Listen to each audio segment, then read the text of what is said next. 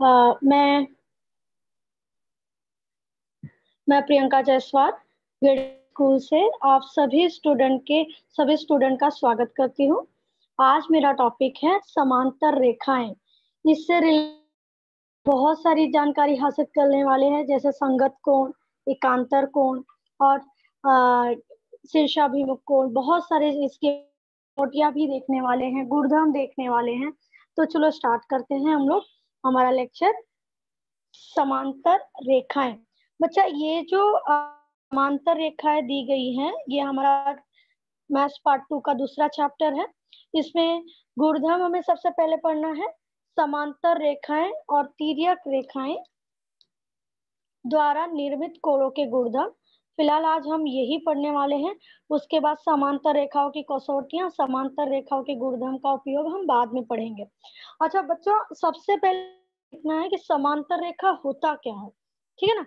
तो समांतर रेखा अगर आप देखोगे, समांतर रेखा पर अगर आप ध्यान, तो जो एक लाइन जो दूसरे लाइन के बराबर हो, मतलब कि उसी से ही सामने की तरफ जाओ, या एक ही प्रतल में एक दूसरे को प्रतिच्छेदित नहीं करती हो, तो उसे क्या कहते हैं, समांतर रेखा। हम इसकी परिभाषा थोड़ा देख लेते हैं। समांतर रेखा हम पिछले कक्षाओं में भी पढ़ चुके हैं, आज हम उसका एक रिवीजन करने वाले। थोड़ा याद करें। एक ही प्रतल में स्थित परंतु परस्पर प्रतिच्छेदित न करने वाली रेखाओं को समांतर है। अगर आप इस ड्राइंग में देखेंगे तो देखिए, ये रेखा एक ही प्रतल में है। ये दो रेखाएं जा रही हैं, लेकिन कहीं भी जाके ये नहीं कर रही हैं। तो अगर ये ऐसे जाके ऐसे प्रतिच्छेदित करती हैं, तो वो समांतर रेखाएं नहीं होता है। तो ये जाके इस तरह से वो दो रेखाएं जा रही है बिना प्रतिच्छेदित किए, तो उसे क्या कहते हैं, समांतर रेखा, ठीक है। अभी समांतर रेखा पे एक तिर्यक रेखा जब काटती है, तो उससे रिलेटेड गुणधर्म बनते हैं। कौन बनते हैं उसके बारे में जानकारी हासिल करनी है। तो देखते हैं, यहाँ पे दो रेखाएं तथा उनकी तिर्यक रेखा द्वारा निर्मित की जोड़ियां ध्यान में आती है क्या। आकृति 2.1 रेखा L, यह N तिर्यक रेखा है। कुल 8 कोण की निर्मिति होती है। कितने कोण की निर्मिति होती है, 8। अच्छा, कैसे होती है वो देख लेते हैं। इनकी निम्नलिखित है। अगर 8 कोण देखोगे तो बच्चा आपको यहाँ पे A, B, C, D, ये कितने हो गए, फिर ये हो गया E, F, G, H, तो ये 4 कितने होते हैं, 8। तो इस तरह से 8 निर्मिति होती है। हम कोई भी एक समांतर रेखा पे अगर तिर्यक रेखा हम लोग लेते हैं द्वारा है बच्चा, वो टोटल 8 कोण होते हैं। कितने होते हैं, 8। अच्छा, उसके नाम भी हैं, जैसे संगत कोण है, कोण है, बाह्य एकांतर कोण है। तो उसे अभी हम लोग उसके बारे में जानकारी हासिल कर लेंगे। ये अगर ये संगत कोण, एकांतर कोण, शीर्षाभिमुख कोण, अगर ये बच्चा आपको कोण पहचानने आ गया, तो 2.1 जो सवाल है सब इसी से रिलेटेड है, ठीक है ना। तो हमें बच्चा इससे करना है, संगत कोण क्या होता है। जैसे अगर आप देखोगे संगत कोण, अगर ये ए दिख रहा है, ए ये ऊपर वाला भाग है, ठीक है। ये कौन सा ऊपर वाला भाग, अगर ये देखो है, ये M है और ये तिर्यक रेखा N जा रही है, तो ये ऊपर वाला भाग A बोलेंगे। तो इधर का भी ऊपर वाला भाग जो रहेगा वो संगत कोण रहेगा, ठीक है ना। तो A का संगत कोण क्या हुआ, E, क्या हो गया, E, ठीक है ना। उसी तरह से अगर मैं B वाला पोर्शन लेती हूँ, बी वाला, तो देखो ये बी वाला यहाँ पे अंदर के भाग में है, दोनों समांतर रेखा के अंदर के भाग में। तो ये देखो अंदर के, तो इधर भी ये नीचे साइड्स में है, तो ये भी इसका संगत कोण क्या हो जाएगा, तो ए का संगत कोण ई और बी का संगत कोण एफ, ये चीजें आपको ध्यान रखनी है। अभी यहाँ पे अगर आप देखोगे तो डी का संगत कोण क्या होगा, एच होगा और सी का संगत कोण क्या होगा, जी होगा, ठीक है ना। तो देखो यहाँ बच्चा मैंने लिखा हुआ है कि डी का संगत कोण और एच देखो ऑलरेडी दिया हुआ है। देखो ए का संगत ये हमारा ये है, तो यहाँ इसका संगत कोण क्या हो जाएगा, ई हो जाएगा। ठीक है, और सी का संगत कोण, ये सी दिख रहा है निचले पार्ट में है अंतः भाग में, तो ये भी अंतः भाग में जाएगा, तो सी का अंतः कोण क्या होगा, जी होगा। अब बी का अगर आप देखेंगे तो बी का भी क्या होगा, बात करते हैं एकांतर कोण की। एकांतर कोण अगर देखेंगे तो एकांतर कोण में क्या होता है कि क्रॉस होता है, उसमें जेड आकृति बनती है। क्या बनती है, जेड आकृति। जैसे अभी यहाँ मैंने सी लिखा हुआ है, सी का ई दिया हुआ है, तो ये देखेंगे अगर सी का ई दिया हुआ है कैसे बन रहा है, ये देखोगे अगर मैं यहाँ पे ये ड्रॉ कर पेंसिल से, तो देखो बच्चा ये जेड जेड आकृति बन रही है, तो सी का क्या हो जाएगा, ई हो जाएगा इनका एकांतर कोण। ठीक है, इसी तरह से बी का क्या हो जाएगा, एच। ये भी देखेंगे तो ये भी एकांतर कोण बनता है, तो बी का क्या हो जाएगा, एच हो जाएगा। और अगर बाह्य एकांतर कोणों की जोड़ियां देखें तो यहाँ पे दिया है डी, और फिर क्या दिया है, एफ। ये देखो ये बाहर वाले कोण डी और एफ, उसके बाद बोला है ए और जी, ये बाहर वाले एकांतर कोण है। तिर्यक रेखा के अंतः कोण क्या होते हैं, तिर्यक रेखा के एक ही ओर बनने वाले अंतः कोण की जोड़ियां। अंतः कोण क्या होता है, अगर आप ध्यान से देखेंगे तो अंदर वाले कोण, अंतः कोण के नाम से ही समझ में आता है कि क्या हो सकता है। तो अंदर कौन कौन से कोण अवेलेबल है, सी और एच, सी और एच, और यहाँ पे क्या अवेलेबल है, बी और ई, तो ये अंतः कोण है। ठीक है, इससे रिलेटेड गुणधर्म के बारे में थोड़ी जानकारी हासिल कर लेते हैं। तो सबसे पहले हमें इस चैप्टर में संगत कोण, एकांतर कोण, बाह्य एकांतर कोण, और आपको क्या लिखा है, अंतः कोणों की जोड़ियां, ये बच्चा आपको ध्यान रखनी है। और इसके बाद रेखीय युगल, शीर्षाभिमुख, उन चीजों के बारे में भी आपको बताने वाली हूँ। तो सबसे पहले यहाँ देख लेते हैं कुछ महत्वपूर्ण गुणधर्म। परस्पर प्रतिच्छेदित करने वाली दो रेखाओं द्वारा निर्मित शीर्ष कोण सर्वांगसम होते हैं। क्या बोला है, परस्पर प्रतिच्छेदित करने वाली दो रेखाएं। अभी इसके लिए जैसे यहाँ पे मैं ये दो रेखा बना दे रही हूँ, तो यह क्या बोला है कि परस्पर प्रतिच्छेदित करने वाली दो रेखाएं, ये दो रेखाएं हैं। अच्छा, इससे निर्मित कोण, जैसे ये वाला कोण, ये वाला कोण के क्या है, बराबर है। तो ये जो कोण है शीर्षाभिमुख कोण, क्या बोलते हैं, शीर्षाभिमुख कोण। अगर यहाँ पे देखें, रेखीय युगल कोण परस्पर समकक्ष होते हैं। अच्छा, रेखीय युगल कोण क्या होता है, एक स्ट्रेट लाइन होती है, उसमें हम लोग ने अगर कोई भी एक कोण की निर्मिति की है, इसका मान अगर 40 है, तो इसका मान क्या होगा, 180 होगा। क्यों, क्योंकि संपूरक होता है। का मतलब क्या होता है, 180 अंश होता है। तो रेखीय युगल कोण में जब दो कोण बनते हैं, जैसे इसका नाम दे देती हूँ, ए बी सी और डी, दो कोण की निर्मिति हो गई। क्या हो गई, ए बी सी और ए बी डी, अगर इसका 40 होगा तो इसका 140 होगा, क्योंकि दोनों का टोटल कितना है, 180। अगर ये 180 होगा तो ये कितना होगा, 40 होगा। और एग्जाम्पल हम लोग ले लेते हैं, P Q R S, ये बेसिक थिंग है बच्चा, आपको ये बहुत अच्छे से आपको समझना है। तो अगर इसका मान, अगर हम लोग ने यहाँ पे 80 ले लिया, इसको 80 ले लिया, होगा कितना होगा, 100 होगा। कितना होगा, 100। Very good. तो यहाँ पे कितना होगा, 100 होगा। क्यों होगा, क्योंकि दोनों का टोटल रेखीय युगल कोण का क्या होता है, माप संपूरक होता है। संपूरक का मतलब 180। आगे के गुणधर्मों को हम लोग पहले ध्यान देते हैं।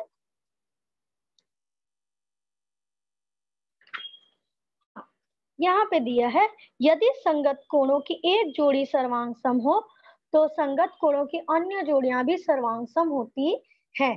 संगत जोड़ियां मैंने आपको बताई हैं कि संगत जोड़ियां अगर आप देखोगे तो ये देखो, इसको संगत जोड़ियां कहते हैं। अगर ये बराबर इसके है तो ये भी बराबर होगा इसके, ठीक है ना, तो ये संगत जोड़ियां कहते हैं। मतलब ये ऊपर वाला पार्ट अगर बराबर बराबर ही है, ठीक है ना, इसको बोलते हैं तो सर्वांगसम हो गए। एकांतर कोण की जोड़ी, एक जोड़ी सर्वांगसम होती है तो एक अन्य जोड़ियां भी क्या होती हैं, सर्वांगसम होती हैं। ठीक है, कोई बात नहीं, अगर उसने बोला एकांतर कोण ये देखिए, एकांतर कोण दिया हुआ है ये है, इससे बनने वाला जो कोण है ये एकांतर कोण है। अगर ये बराबर है तो इसके बाहु कोण भी क्या होंगे, एक दूसरे के बराबर होंगे।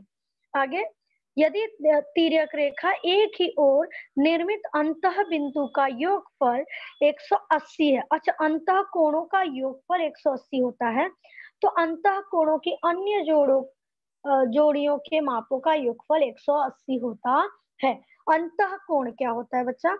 अंतः मतलब अंदर वाला कोण। जैसे अभी मैं यहाँ पे देख लेती हूँ, यहाँ पे मैं आपको बता रही हूँ, ये अगर आप ध्यान से देखोगे तो ये अंतः कोण है, अंदर वाले कोण है।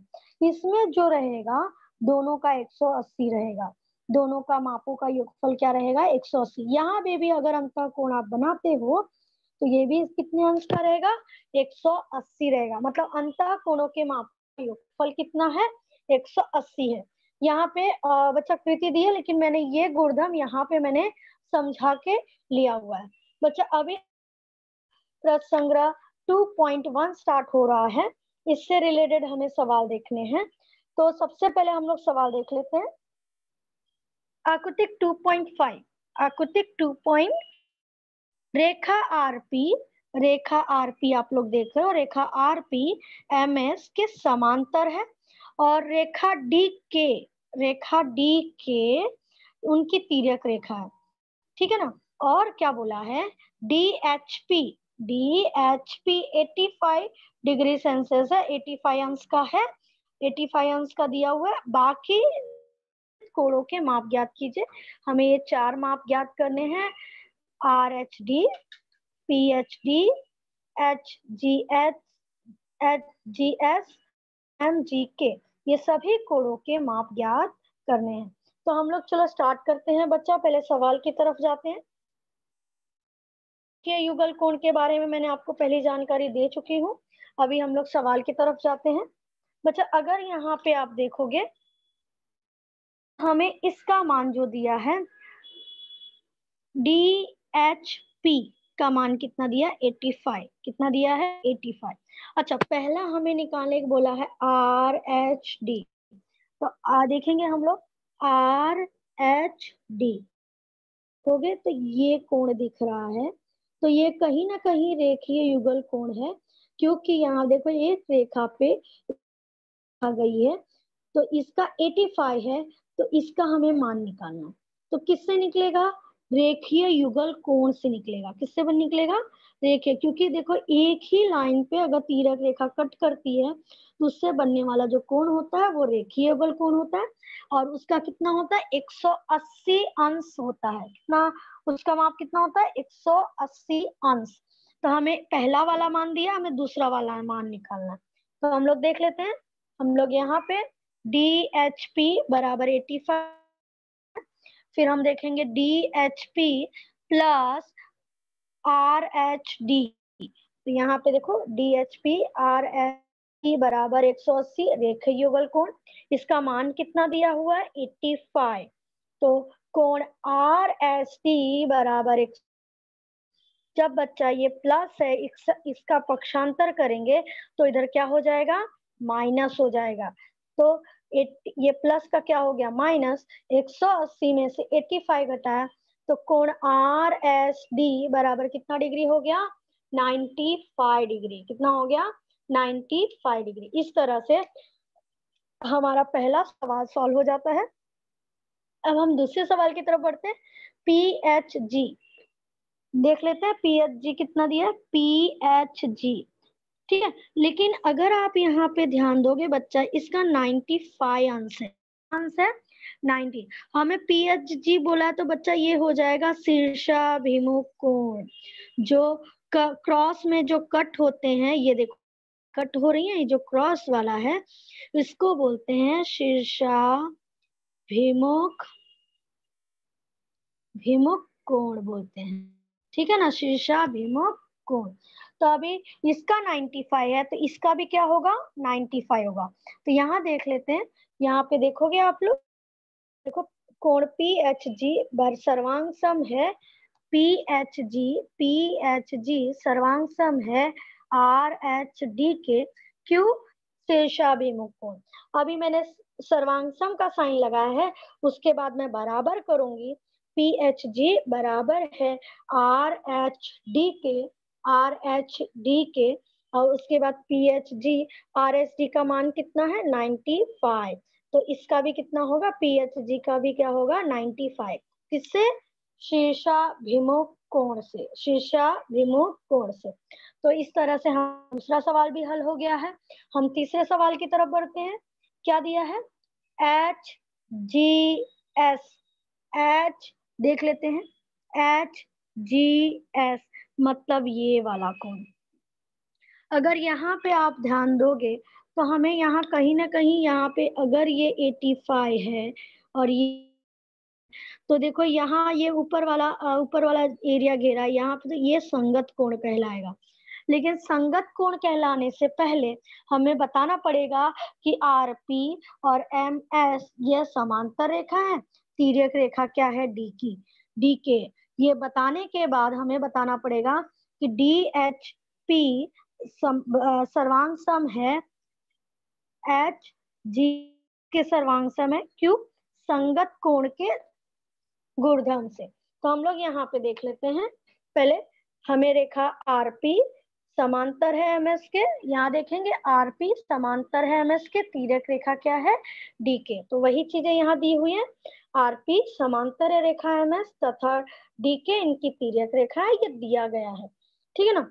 तो ये DHP सर्वांग सम है HGS के कौन से गुणधर्म से?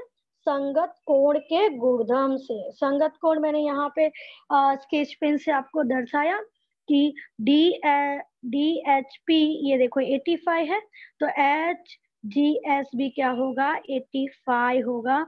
कौन से नियम से? संगत कोण के। देखो पहले यहाँ सर्वांग सम लिखा है, DHP HGS के, DHP का मान कितना 85 अंश, तो HGS का भी मान कितना होगा 85 अंश कोण का मान। तो इस तरह से हमारा बच्चा तीसरा सवाल भी सॉल्व हो जाता है। हमारा चौथा सवाल चल रहा है MGK। MGK पहले देख लेते हैं क्या है MGK। तो देखेंगे MGK ये एरिया कवर कर रहा है, तो इस एरिया को कवर करने के लिए हम लोग सवाल देख लेते हैं यहाँ पे। ये ड्राइंग में वापस यहाँ पे एक रफली मैं ड्रॉ कर दे रही हूँ, यहाँ पे रफली ड्रॉ कर दे रही हूँ RP MS DK, ये हो गया G, ये हो गया H, ये हो गया 85 अंश, ठीक है। इसको हम लोग ने ड्रॉ कर दिया। अच्छा अगर आप देखोगे तो यहाँ पे बोला है MGK मतलब ये वाला कोण, MGK ये वाला कोण। तो यहाँ पे देखते हैं ये वाला और ये वाला, ठीक है। तो यहाँ पे देखेंगे DHP सर्वांग सम किसके है? MGK के सर्वांग सम है। कौन से? दूरस्थ अंतःकोण के नियम से, दूरस्थ अंतःकोण के नियम से ये दोनों बराबर हो गए। तो जब ये दोनों सम लिखा है, उसके बाद मैंने यहाँ पे लिखा है DHP बराबर है MGK। यहाँ DHP का मान कितना दिया है 85, तो MGK का भी मान क्या होगा 85। इस तरह से हमारा ये चौथा सवाल भी हल होता है। अभी हम दूसरे सवाल की तरफ बढ़ते हैं। ये भी समांतर रेखा से रिलेटेड है, वही गुणधर्म रहेंगे, सिर्फ हमें बताना है कैसे गुणधर्म लगाना है। यहाँ पे ये चीजें हमें ध्यान रखनी है। अच्छा यहाँ पे दिया गया है आकृतिक रेखा में P समांतर है रेखा Q के, तो P समांतर है रेखा Q के, रेखा L तथा M, रेखा L तथा M इनकी तिर्यक रेखाएं हैं। पहले है PQ और तिर्यक रेखा क्या बोला है L और M इनकी तिर्यक रेखा है।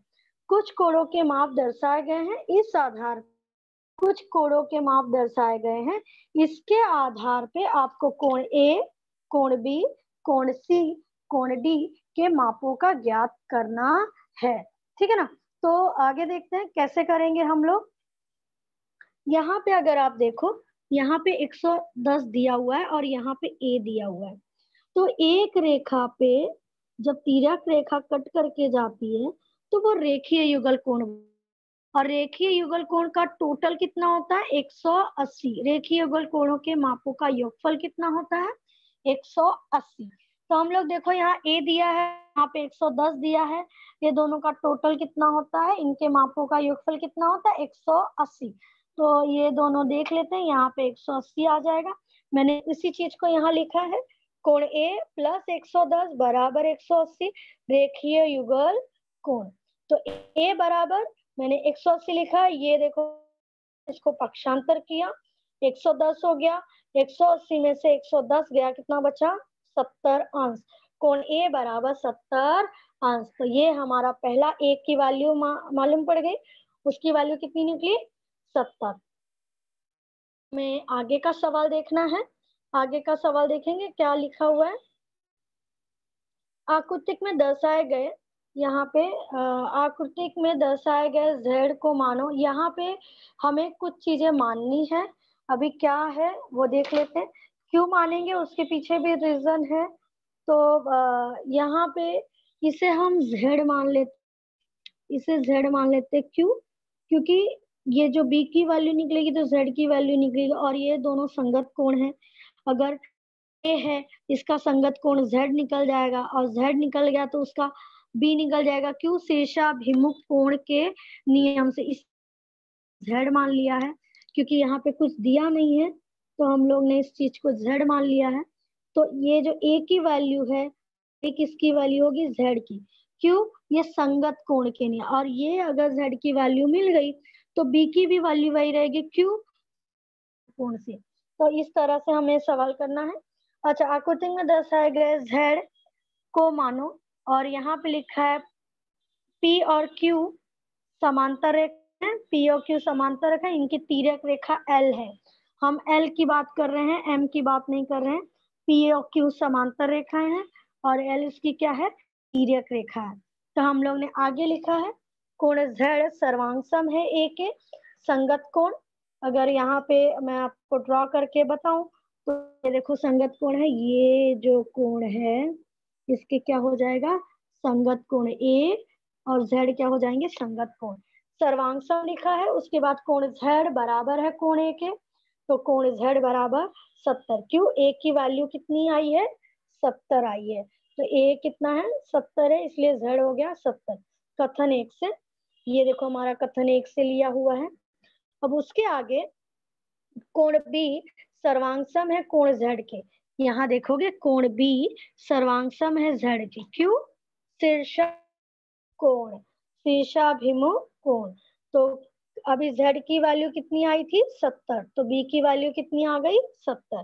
तो यहाँ पे बराबर करके Z की वैल्यू 70 यहाँ निकाला हुआ है, तो ये Z की जगह क्या रखेंगे 70, तो कोण B बराबर क्या आ जाएगा 70। तो इस तरह से बच्चा हम, और Z की वैल्यू, लेकिन C और D की वैल्यू निकालनी बाकी है, तो हम लोग वो देख लेते हैं। हमारा ड्राइंग वही रहेगा। अब ड्राइंग के जरिए भी हम सवाल करेंगे। अभी हमें निकालना है सी। क्या निकालना है सी। सी अगर आप निकालोगे तो सी के लिए यहाँ पे देखोगे पहले,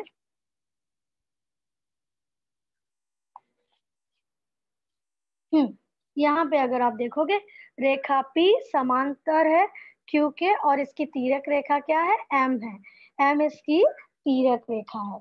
ठीक है, तो अगर यहाँ पे आप देखोगे कि बच्चा यहाँ पे ये 115 डिग्री दिया है, तो ये भी क्या होगा 115 डिग्री। क्यों, संगत कोण, संगत कोण। तो ये 115 है, तो सी की वैल्यू भी क्या आ जाएगी 115। तो यहाँ पे देखो लिखा हुआ है कि सी, इसलिए कोण सी बराबर 115 संगत कोण। अभी यहाँ डी की वैल्यू निकालनी है। डी की वैल्यू में अगर आप देखोगे ये रेखा, एक रेखा जा रही है, ये देखो रेखीय युगल कोण बन रहा है, 115 है, तो डी की वैल्यू निकाल दी जा सकती है। कैसे, क्योंकि रेखीय युगल कोणों के मापों का योगफल कितना होता है 180 अंश होता है। कितना होता है 180 अंश होता है। तो इस चीज कि कोण डी बराबर 115 बराबर 180, रेखीय युगल कोण से डी, डी बराबर 180, ये प्लस है, इस साइड जाके क्या हो जाएगा माइनस। तो जब हम माइनस करेंगे तो डी बराबर कितना हो जाएगा 65। तो बच्चा इस तरह से कोण ए का मान 70, बी का मान 60, 70 और सी का मान 115 और डी का मान 65। इस तरह से सभी का सी डी का सभी का मान निकल गया है। ठीक है, हम क्वेश्चन नंबर 3 से इसी से रिलेटेड सवाल है। क्वेश्चन नंबर 3 हम 3 भी देख लेते हैं। क्वेश्चन नंबर 3 अगर ध्यान दे, ड्राइंग देखिए हमें वही दिया हुआ है, समांतर रेखा, दो समांतर रेखा है, दो तिर्यक रेखा दी गई है।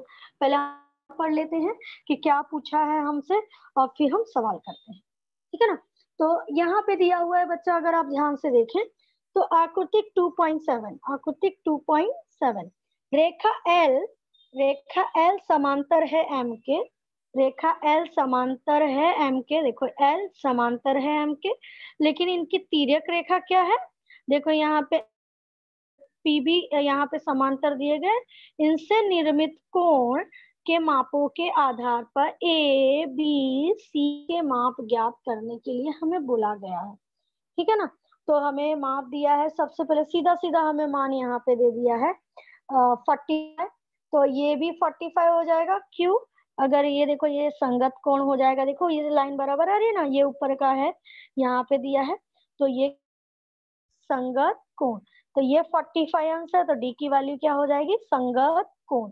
इसके बाद हमारा दूसरा स्टेप्स भी हम सोच सकते हैं, कैसे बच्चा, अगर आप ध्यान देखोगे ए और डी एक रेखीय युगल कोण बनता है, क्या बनता है रेखीय युगल कोण, तो दोनों का योगफल कितना होता है 180। अगर ये 45 आ गया तो 180 में से जब हम 45 घटाएंगे, जो उसकी वैल्यू आएगी वो उसकी ए की वैल्यू हो जाएगी। और उसके बाद देखो ए की वैल्यू मिलने के बाद हमें बी की भी वैल्यू मिल जाएगी। बहुत इजी, कैसे मिलेगा, ए की वैल्यू जो मिलेगी वही बी की वैल्यू होगी। क्यों, शीर्षाभिमुख कोण क्रॉस कट कर रही है, उस क्रॉस जो बनता है उससे निर्मित होने वाला कोण है शीर्षाभिमुख कोण। अभी देखिए बच्चा, अभी बी मिल जाएगा तो हमें सी भी उसी तरह से प्राप्त हो जाएगा। चलो हम सवाल की, तब ये एक्सप्लेनेशन था कि ताकि आपको सवाल समझने में आसानी हो। ठीक है, तो यहाँ देखते हैं डी को आकृति के अनुसार मानो, यहाँ डी को हम लोग ने मान लिया है, ठीक है, डी को हम लोग ने यहाँ पे मान लिया आकृति के अनुसार कि ये डी है। डी क्यों माना, ऐसे ही हमें नहीं मानना है, क्यों, क्योंकि ये 45 डिग्री दिया, इसलिए उस कोण हमें बताना पड़ेगा, इसलिए हमने डी मान लिया। तो यहाँ पे लिखा डी को मानो रेखा एल समांतर है एम के, कि क्या है तिर्यक रेखा, ये एल है ये एम है, एक दूसरे के समांतर है, तिर्यक रेखा क्या मान लिया पी मान लिया। ठीक है, तो बराबर 45 संगत कोण है, तो डी 45 है, तो ये देखो हमने एक तो हमें मान मालूम पड़ गया कि ये 45 अंश है, ये हम ये भी निकाल सकते हैं। तो यहाँ लिखेंगे कोण डी, कोण देखो कोण ए प्लस डी, कोण ए प्लस डी बराबर 180 रेखीय युगल कोण। मैंने पहले ही बताया था कि ये रेखीय युगल कोण का माप कितना होता है 180। तो कोण ए प्लस डी की वैल्यू कितनी निकली 45 बराबर 180, तो ए बराबर 180 माइनस 45, 180 में 45 घटाएंगे तो कोण ए बराबर 135 आएगा, 135। तो एक यहाँ पे कितनी निकल गई 135, देखो ये 135 ये 45 दोनों का टोटल हो गया 180। अब ये ए की वैल्यू निकल गई, बी की भी वैल्यू निकल जाएगी, क्योंकि ये शीर्षाभिमुख कोण है, क्या है ये 135 है तो ये भी 135 होगा। यहाँ कोण बी बराबर है कोण ए के, सर्वांग है, फिर मैंने बराबर का साइन लगाया, कोण बी बराबर है ए के, तो ए की वैल्यू कितनी निकली है यहाँ पे देखोगे 135, तो ए की जगह क्या रखा 135, तो कोण बी बराबर 135।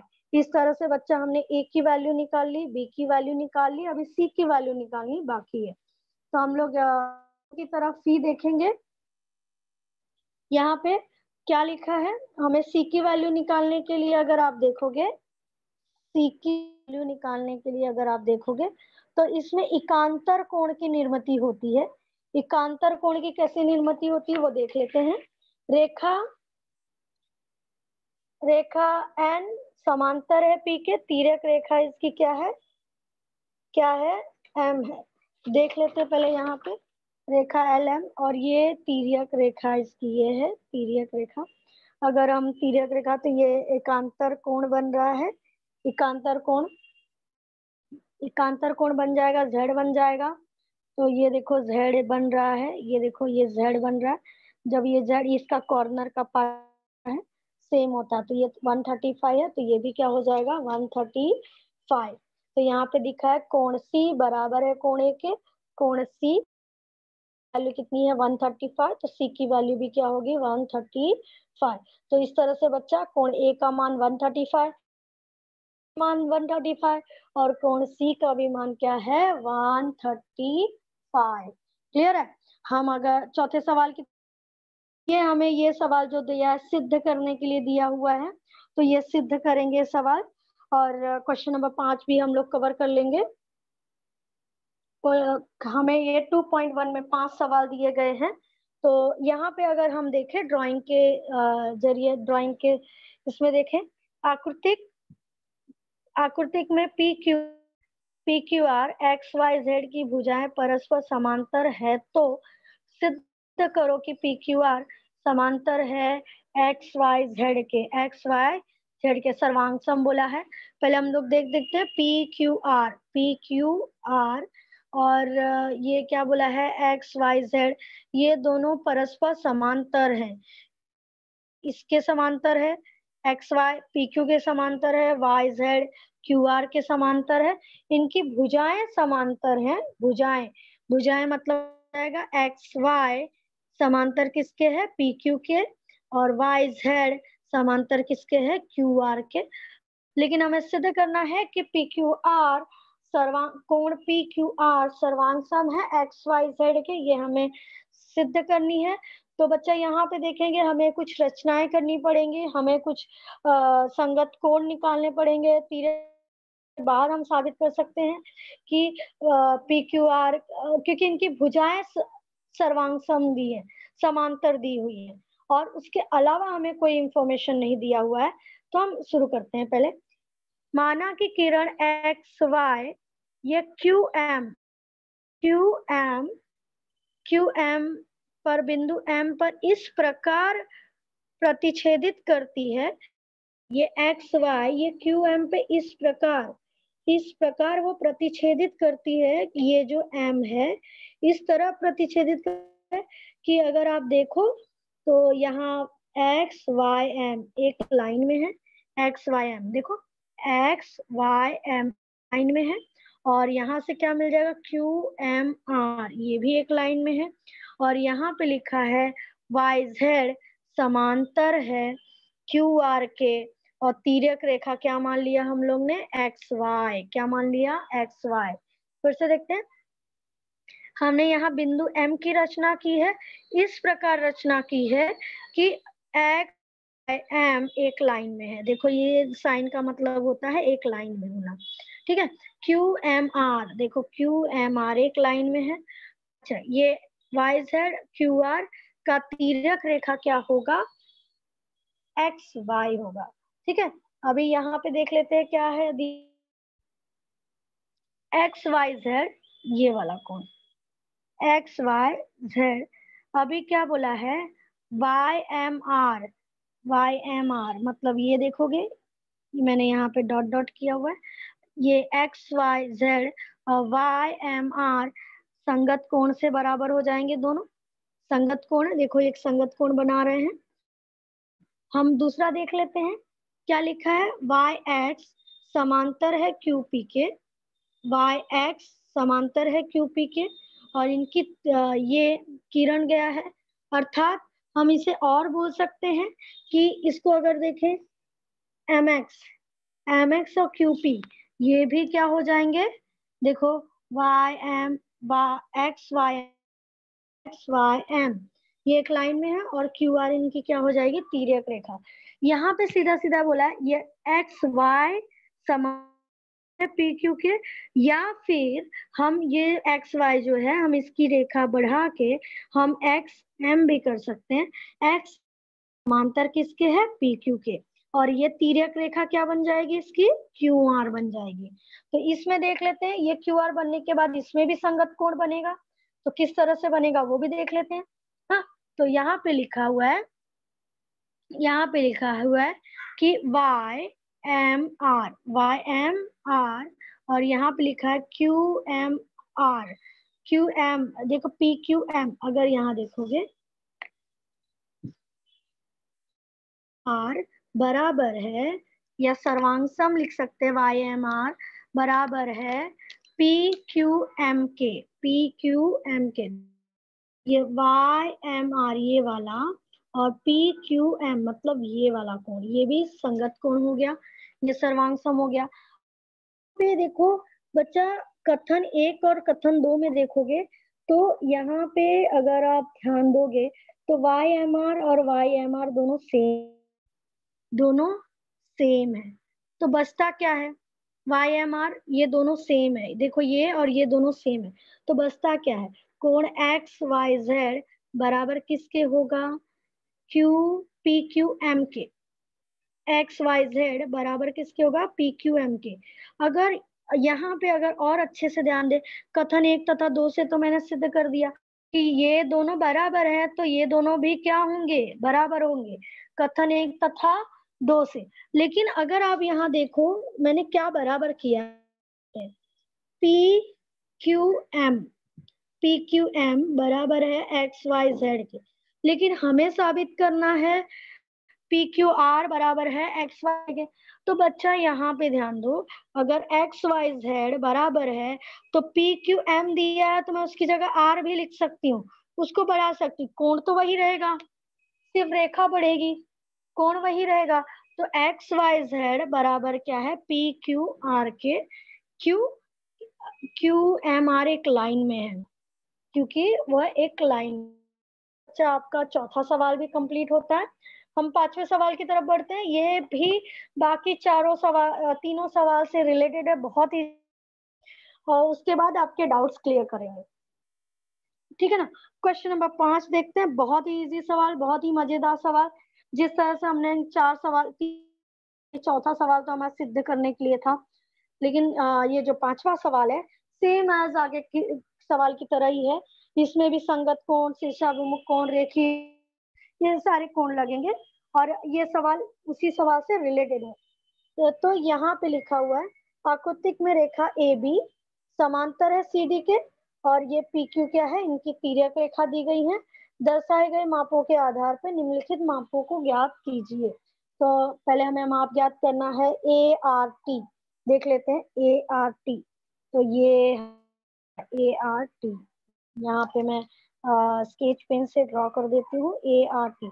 मैंने वही बताया था, एक रेखा पे जब भी बच्चा, ये देखो ये एक रेखा पे दो कोण बन रहे हैं, इसका मतलब क्या है, रेखीय युगल कोण, रेखीय युगल कोण। तो मैंने लिखा है B R T, B R T का मान कितना दिया है, 105 दिया हुआ है, बी आर टी का मान 105 अंश दिया हुआ है, और हमें ए आर टी का मान निकालना है।